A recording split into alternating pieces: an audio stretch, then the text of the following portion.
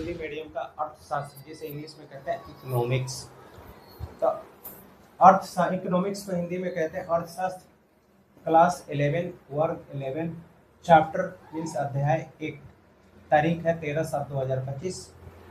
English medium वाले पढ़े होंगे micro economics and macro economics. Hindi में इसे कहते हैं व्यष्टि अर्थशास्त्र तथा समष्टि अर्थशास्त्र। व्यष्टि और समष्टि, नाम से ही देखो, व्यष्टि मीन्स व्यक्तिगत, व्यक्ति होता है ना व्यक्तिगत, और समष्टि मीन्स सम, सबकी बात हो रही है यहाँ पे। सब मतलब कि पूरी जनता, संपूर्ण का।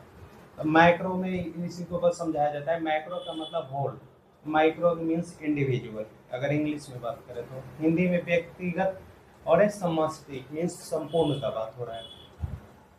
व्यष्टि अर्थशास्त्र उन आर्थिक मुद्दों अथवा आर्थिक समस्याओं से संबंधित है जिनका एक परिवार, एक फर्म या एक उद्योग जैसी व्यष्टि इकाइयों को सामना करना पड़ता है। जैसे रिलायंस एक व्यक्तिगत है, एक बात हो रही है व्यक्ति की, धीरू भाई अंबानी की कंपनी है, अभी उसे ऑपरेट कर रहे हैं मुकेश अंबानी या अनिल अंबानी या रतन टाटा का ले लो आप नाम। अब वो नहीं रहे तो उनके कोई उत्तराधिकारी है वो ऑपरेट कर रहा है। तो किसी एक व्यक्ति की बात हो रही है। बिरला की बात कर लो आप, तो बिरला मीन्स किसी एक व्यक्ति की, इंडिविजुअल की बात हो रही है। इन मुद्दों तथा समस्याओं का अध्ययन एवं संबोधन मुख्यतः व्यक्तिगत कल्याण को अधिकतम करने की दृष्टि से किया जाता है। मतलब एक व्यक्तिगत व्यवसाय को बड़े पैमाने पे कैसे ले जाओगे, इसी के बारे में पढ़ना है इसमें व्यष्टि अर्थव्यवस्था में।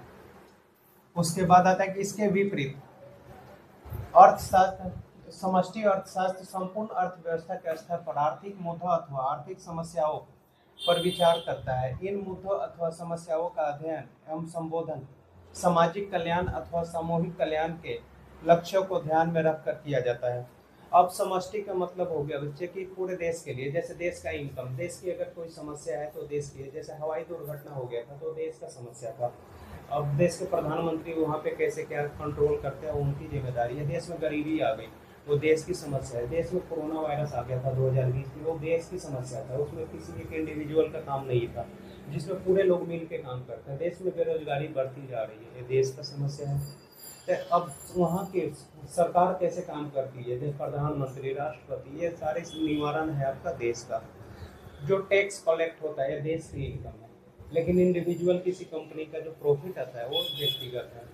आप इसका स्क्रीनशॉट ले सकते हो। तो ये था हमारा आज इकोनॉमिक्स का मेन इंपॉर्टेंट टॉपिक, जो 3 मार्क्स के आते हैं 11th क्लास में, कि समष्टि और व्यष्टि अर्थशास्त्र में क्या